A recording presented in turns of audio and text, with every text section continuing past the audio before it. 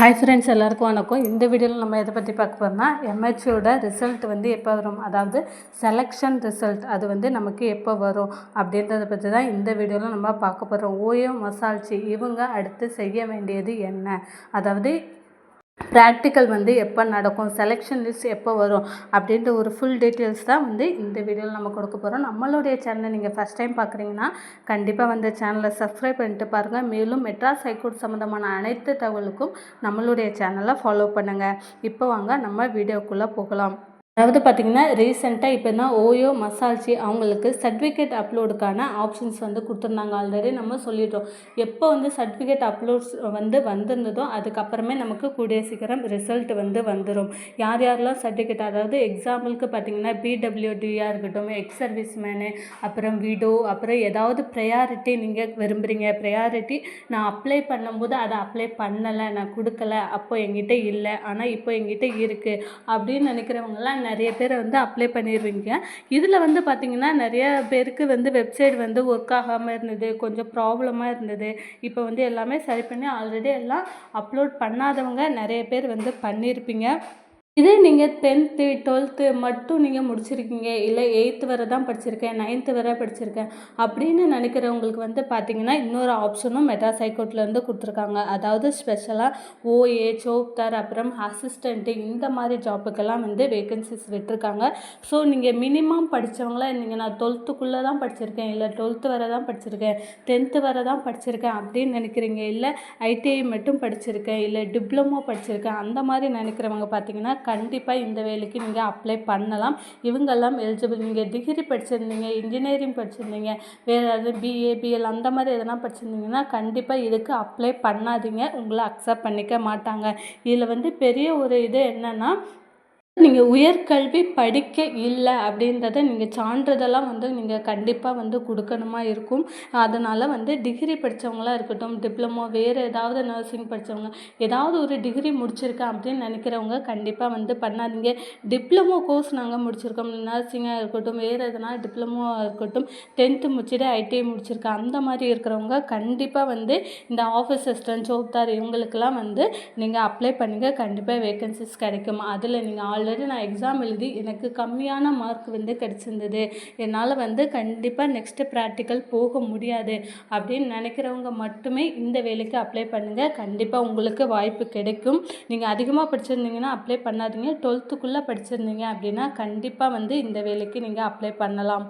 அடுத்ததாக வந்து பார்த்திங்கன்னா எக்ஸாமினர், ரீடர் இவங்களுக்கெல்லாம் வந்து பார்த்திங்கன்னா இன்டர்வியூ வந்து நடந்துட்டுருக்கு. பெய்லீஃப்க்கு கூட நமக்கு வெயிட்டிங் லிஸ்ட் வெளியிட்டாங்க. நிறைய பேர் வந்து கேட்டுகிட்டே இருக்கீங்க, பெய்லீஃப், ஜூனியர் பெய்லீஃபுக்கு எப்போ அப்பாயின்மெண்ட் ஆர்டர் வரும், அதாவது எக்ஸாமினர் இவங்களுக்கெல்லாம் வந்து எப்போ அப்பாயின்மெண்ட் ஆர்டர் வரும் அப்படின்னு கேட்டிருக்கீங்க. ஆல்ரெடி வெயிட்டிங் லிஸ்ட் வச்சுட்டாங்க. இன்டர்வியூக்குமே நிறைய பேர் போய் இன்டர்வியூ அட்டன் பண்ணி அதில் வந்து செலக்ட் ஆனவங்க கூட நிறைய பேர் செலெக்ஷன் லிஸ்ட் வந்து விட்டுருக்காங்க. ஸோ கூடிய சீக்கிரம் வந்து பார்த்திங்கன்னா எக்ஸாமினர், ரீடர், அப்புறம் பெய்லீஃப் இவங்க எல்லாத்துக்குமே வந்து செலெக்ஷன் லிஸ்ட் விட போகிறாங்க. அதுவுமே வந்து பார்த்திங்கன்னா இந்த மே மாதம் எண்டுக்குள்ளேயே வந்து நமக்கு நடக்கும். அடுத்ததாக வந்து பார்த்திங்கன்னா ஆஃபீஸ் அசிஸ்டண்ட்டு, அப்புறம் காப்பி அசிஸ்டன்ட், எக்ஸாமினர், மசால்ச்சி இவங்க எல்லாத்துக்குமே வந்து எப்போ வந்து ரிசல்ட் வரும், அதாவது செலெக்ஷன் லிஸ்ட் எப்போ வரும் பார்த்திங்கன்னா கண்டிப்பாக மண்டே, டியூஸ்டே இந்த வாரங்களுக்குள்ளே, வரும் வாரங்களுக்குள்ளே கண்டிப்பாக விட்டுருவாங்க. ஏன்னு பார்த்திங்கன்னா நமக்கு வந்து இதற்கு முன்னாடி வந்து சர்டிஃபிகேட் அப்லோடு வந்து நமக்கு கேட்காம இருந்துட்டாங்க. இப்போ சர்டிஃபிகேட் அப்லோடும் கேட்டுட்டாங்க. ஒன்ஸ் நமக்கு செக் பண்ணிவிட்டு இந்த வீக் வந்து பார்த்திங்கன்னா கண்டிப்பாக ரிசல்ட் வர்றதுக்கான வாய்ப்பு இருக்குது. நிறைய பேர் இதில் செலக்ட் ஆகிறதுக்கான வாய்ப்பும் இருக்குது. ஏன்னு பார்த்திங்கன்னா இப்போ நிறைய பேர் ஆல்ரெடி ஃபஸ்ட்டு அப்ளை பண்ணும்போது ஏதாவது சர்டிஃபிகேட் இல்லை, பிடபிள்யூடியாக இருக்கட்டும், எக்ஸ் சர்வீஸ் மேனு, அப்புறம் விடோ, ஃபஸ்ட் ப்ரையாரிட்டி இந்த மாதிரி நிறைய விஷயங்களுக்கு வந்து அப்லோட் பண்ணாமல் மிஸ் பண்ணியிருப்பீங்க. அவங்க எல்லாருமே வந்து பார்த்திங்கன்னா இந்த லாஸ்ட் வீக்கில் கண்டிப்பாக வந்து அப்ளை பண்ணியிருப்பீங்க.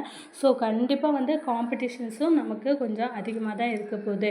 நிறைய பேர் ஒரு 80 மார்க் 85 மார்க் நீங்கள் எடுத்திருந்தாலே வந்து கண்டிப்பாக நெக்ஸ்ட் வீக் ரிசல்ட்டில் செலக்ட் ஆகிறதுக்கு நிறைய வாய்ப்புகள் இருக்குது. அடுத்ததாக வந்து பார்த்திங்கன்னா ப்ராக்டிக்கல் எப்போ வந்து நடக்கும் அப்படின்னு சொல்லி எல்லோரும் கேட்குறாங்க. ப்ராக்டிக்கலை பொறுத்தளவில் இந்த மே மந்த்லேயே வந்து நமக்கு ப்ராக்டிக்கல் வைக்கிறதுக்கான வாய்ப்பு இருக்குது. ஒன்ஸ் நமக்கு செலெக்ஷன் லிஸ்ட் வெளியிட்டுட்டாங்க அப்படின்னா அதுலேருந்து நமக்கு 1 or 2 வீக்குள்ளேயே வந்து ஒரு 10 நாள் தான் டைம் இருக்கும். நெக்ஸ்ட்டு வந்து ப்ராக்டிக்கலுக்கு நம்மளை கூப்பிட்டுடுவாங்க. கண்டிப்பாக செலெக்ஷன் ஆன எல்லாருமே வந்து ப்ராக்டிக்கல் போகிற மாதிரி வந்து இருக்கும். ப்ராக்டிக்கலில் என்ன மாதிரியான கேள்விகள்லாம் கேட்பாங்க, என்ன மாதிரியான ப்ராக்டிக்கல்லாம் நடக்கும் அப்படின்றத நம்ம சேனலில் நிறைய வீடியோ போட்டிருக்கோம். ஸோ கண்டிப்பாக தெரிஞ்சுக்கோங்க. ப்ராக்டிக்கலை பொறுத்தளவு நீங்கள் 8th லெவலாக இருக்கட்டும் 10th லெவலாக இருக்கட்டும் ரொம்ப ரொம்ப ரொம்ப ரொம்ப ஈஸியாக இருக்க போது. ஆஃபீஸர்ஸை பொறுத்தளவில் 8th ஸ்டாண்டர்ட் தான் வந்து குவாலிஃபிகேஷன்ஸ்.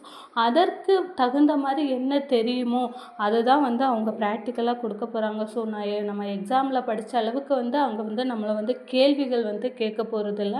ஒரு வீட்டு செய்முறைகள், அதாவது ஒரு டீ எப்படி போடுறது, அப்புறம் ஒரு சர்வ் எப்படி பண்ணுறது, ஒருத்தவங்களுக்கு டீ கொடுக்குறோம், ஒரு கெஸ்ட்டு வராங்க டீ கொடுக்குறோம், இல்லை வந்து வேறு எதுனா அவங்களுக்கான வேலைகளை வந்து நம்ம எப்படி செஞ்சு கொடுக்குறோம். நீங்கள் வந்து ரெசிடென்சியில் வந்து வேலை செய்ய போகிறீங்க, ஜட்ஜோட வீட்டில் வேலை செய்ய போகிறீங்க, இல்லை ஜட்ஜோட ஆஃபீஸில் வேலை செய்ய போகிறீங்க அப்படின்னா அந்த இரண்டுமே நமக்கு கலந்து தான் நமக்கு வேலைகள் வந்து கொடுப்பாங்க. ஸோ வந்து நீங்கள் ஆஃபீஸ் ஒர்க்னால் அங்கே வந்து என்ன மாதிரியான ப்ராக்டிக்கல் வந்து செய்ய போகிறீங்க, என்ன மாதிரியான வேலை செய்ய போகிறீங்களோ அந்த வேலை சம்மந்தமாக தான் நமக்கு ப்ராக்டிக்கலும் இருக்கும். அதே மாதிரி ஜட்ஜோட வீட்லேயும் கூட உங்களை ஆஃபீஸ் அசிஸ்டண்ட்டாவோ இல்லை வந்து மசால்ச்சியாவோ உங்களை போடலாம். அப்போது அங்கே உள்ள வேலைகள் என்ன வேலைகள் இருக்குன்னா கண்டிப்பாக வீட்டு வேலைகள் கண்டிப்பாக செய்கிற மாதிரி தான் வந்து இருக்கும்.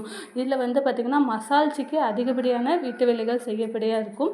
இதே வந்து ஆஃபீஸ் அசிஸ்டண்ட்டாக இருந்தீங்கன்னா வீட்டு வேலையும் செய்யணும் ப்ளஸ் ஆஃபீஸ் ஒர்க் ரெண்டுமே வந்து நம்ம செய்கிற மாதிரி இருக்கும். ஸோ அது சம்மந்தமான வேலைகள் எப்படி வந்து நீங்கள் ஒரு பெட்ஷீட் மடிக்கிறதா இருக்கட்டும், புடவை மடிக்கிறதா இருக்கட்டும், அதுக்கப்புறம் ஃபைல் பண்ண டேட் வைஸ் நமக்கு ஃபைல் பண்ணுறது, இந்த மாதிரியான ப்ராக்டிக்கல் தான் வந்து நடப்பாங்க. கண்டிப்பாக கேள்விகள் கேட்க மாட்டாங்களா அப்படின்னு கேட்டிங்கன்னா கண்டிப்பாக உங்களுக்கு கேள்விகள் கேட்பாங்க. உங்களோட நாலேஜ் வந்து எந்த அளவுக்கு வந்து இருக்குது அப்படின்றத பற்றி உங்களுக்கு செக் பண்ணுவாங்க. கண்டிப்பாக உங்களோட இங்கிலீஷ் வந்து எந்த அளவுக்கு நீங்கள் இங்கிலீஷ் பேசுகிறீங்க, எந்த அளவுக்கு கம்ப்யூட்டர், ஒரு சிலருக்கு கம்ப்யூட்டர் தெரிஞ்சிருக்கலாம், ஒரு சிலருக்கு சிஸ்டம் ஒர்க் தெரியாமல் கூட இருக்கலாம். ஸோ கண்டிப்பாக பேசிக்கான ஒரு சிஸ்டம் ஒரு ஆன் ஆஃப் ஆனால் நம்ம வந்து கண்டிப்பாக தெரிஞ்சுக்கணும். ஒரு எக்ஸலாக இருக்கட்டும் கண்டிப்பாக வந்து நம்ம தெரிஞ்சிருக்கணும். அதையுமே வந்து செக் பண்ணுவாங்க. ஏன்னு வந்து பார்த்திங்கன்னா நீங்கள் வந்து ஹைகோர்ட்டில் ஒர்க் பண்ணுறீங்க அப்படின்னா எல்லாமே வந்து இப்போ ஃபைல்ஸாக இருக்க போதில் சில விஷயங்கள் பார்த்திங்கன்னா நம்ம சிஸ்டம்லேயும் ஒர்க் பண்ணுற மாதிரி தான் இருக்கும். ஸோ அந்த மாதிரியான விஷயங்களும் வந்து